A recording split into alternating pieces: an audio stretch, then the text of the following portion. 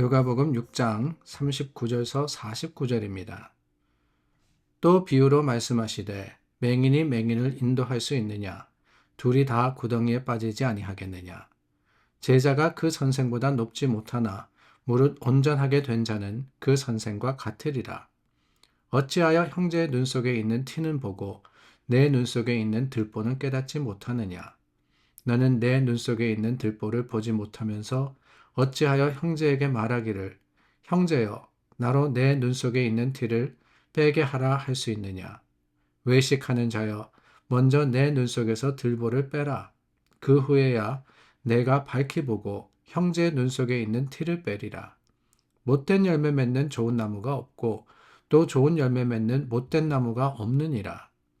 나무는 각각 그 열매로 아나니 가시나무에서 무화과를 또는 찔레에서 포도를 따지 못하느니라.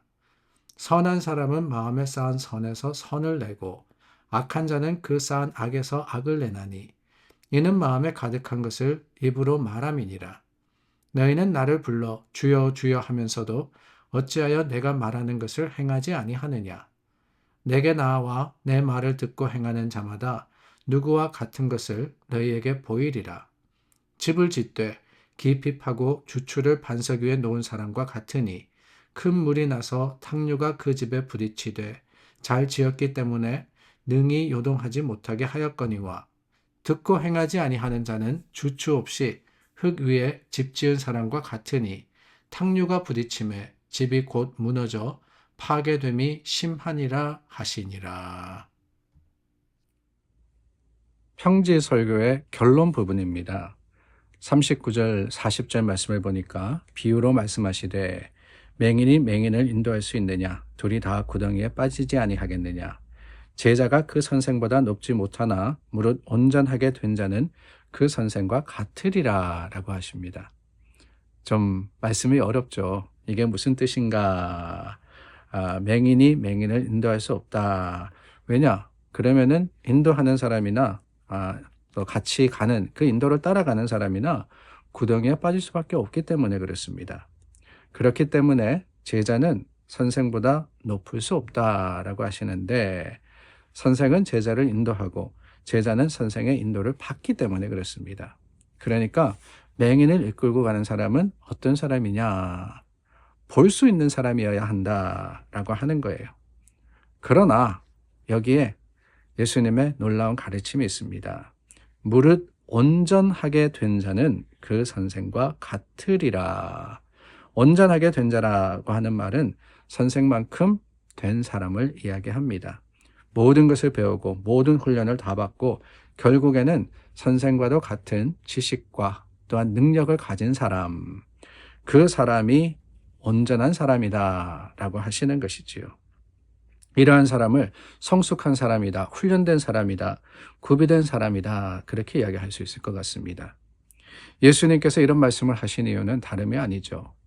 예수님의 제자라면 예수님의 인도를 받아야 하지만 비록 예수님보다 높을 수는 없지만 예수님과 같은, 예수님과 비슷한, 닮아가는 모습을 보여야 한다라고 하는 겁니다. 예수님만큼 성숙해져야 한다라고 하시는 것이지요. 그게 바로 40절에 온전하게 된 자입니다. 에베소서 4장 말씀을 보니까 우리가 다 하나님의 아들을 믿는 것과 아는 일에 하나가 되어 온전한 사람을 이루어 그리스도의 장성한 분량이 충만한 데까지 이르리니 라고 했습니다. 온전한 사람이라고 하니까 지레 겁을 내시는 분들이 계시는 것 같아요. 우리는 절대로 온전한 사람이 될 수 없다라고 말입니다. 맞습니다. 우리는 완전한 퍼펙트한 사람은 될 수 없습니다.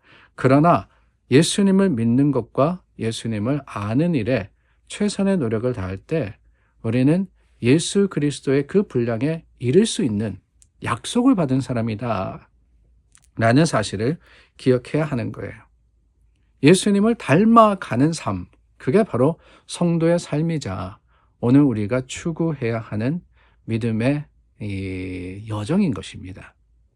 그렇다면은 우리가 성숙한 신앙을 소유하기 위해서 필요한 것이 무엇일까? 오늘 본문에 보면은 예수님의 비유가 나옵니다.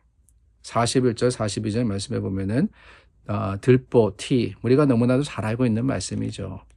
형제의 눈 속에 있는 티는 보고 네 눈 속에 있는 들보는 깨닫지 못하느냐. 이 말씀은 뭐냐?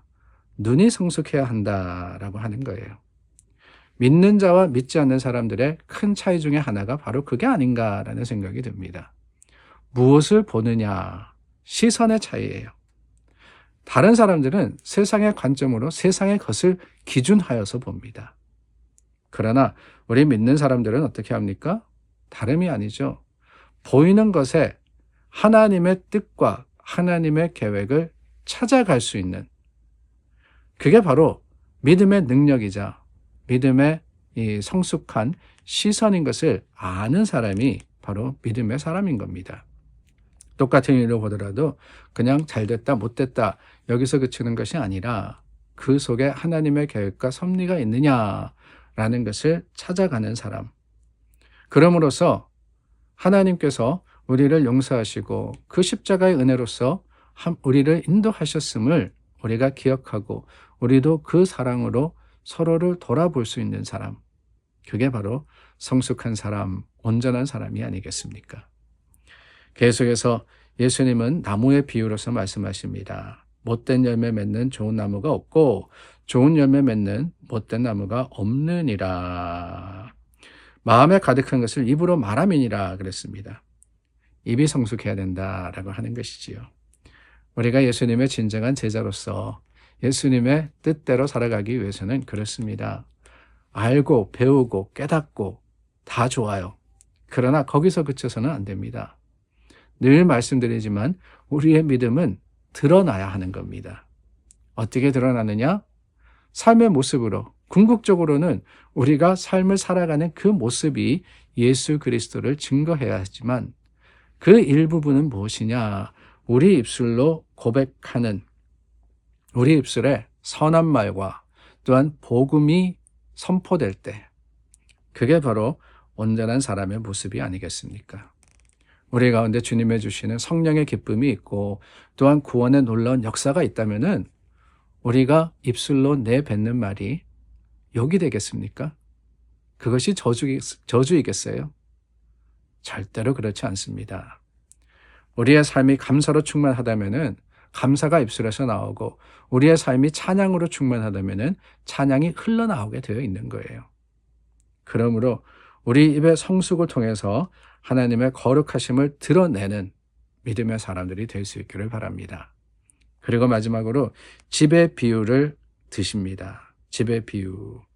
이 집의 비유는 다른 게 아닙니다. 우리가 삶의 모습에 있어서 어떻게 행하느냐라는 것을 가르쳐 주고 계십니다. 성숙의 궁극적인 목적은 행함이 아닌가라는 생각이 들어요. 눈과 입에 대해서 말씀을 드렸습니다.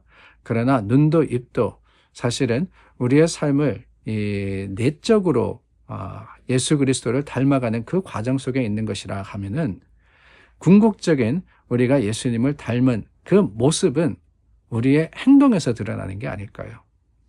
어떻게 하느냐? 믿음으로 행해야 된다 그러는 거예요. 믿음으로. 우리가 입술로만 주여 주여 하는 게 아닙니다. 기둥을 이 반석 위에 쌓고 그 예수 그리스도의 말씀대로 살아가며 충만하게 우리가 행할 때 그게 바로 주님 닮은 삶이 아니겠습니까?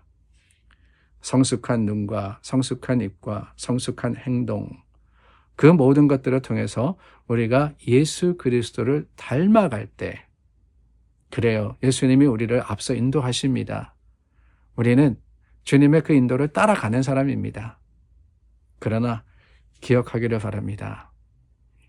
뒤만 쫓아가는 게 아니라 우리도 세상에 있는 아직 주님을 알지 못하고 우리보다 늦게 주님의 길을 가는 사람들을 이끌고 갈 수 있는 그러한 온전한 사람, 성숙한 사람이 되어야 되지 않겠습니까?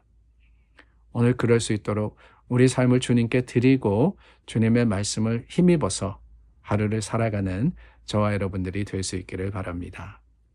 기도하겠습니다. 참 좋으신 하나님, 하나님의 말씀 앞에 우리 다시 한번 다짐합니다. 주님을 닮아 거룩한 모습으로 오늘 행할 수 있도록 우리를 도와주시고 우리의 힘과 능력이 되어 주시옵소서. 예수님의 이름으로 기도드립니다. 아멘. 우리의 삶의 현장에서 함께 하시는 하나님, 우리를 인도하시는 그 하나님을 의지하여서 주님의 길을 가는 여러분들이 되시기를 바랍니다.